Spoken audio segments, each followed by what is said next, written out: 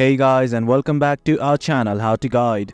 In this tutorial, we're gonna look at how to download Trust Wallet for your Android device. Now let us begin. Well, do you know, you guys can simply install it by going to trustwallet.com.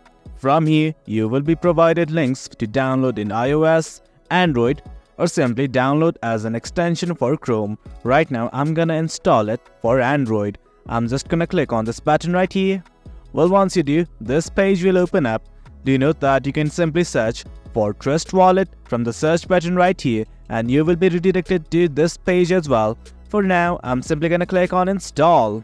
And guys, that is it. This is how you download the Trust Wallet app. It's quite easy. Do you know that it might take some time to download depending upon your internet speed?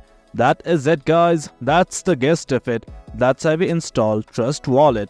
Hope you guys found this video informative, and for more content like this, do remember to hit like, share and subscribe. Your support fuels us. Until next time, thank you.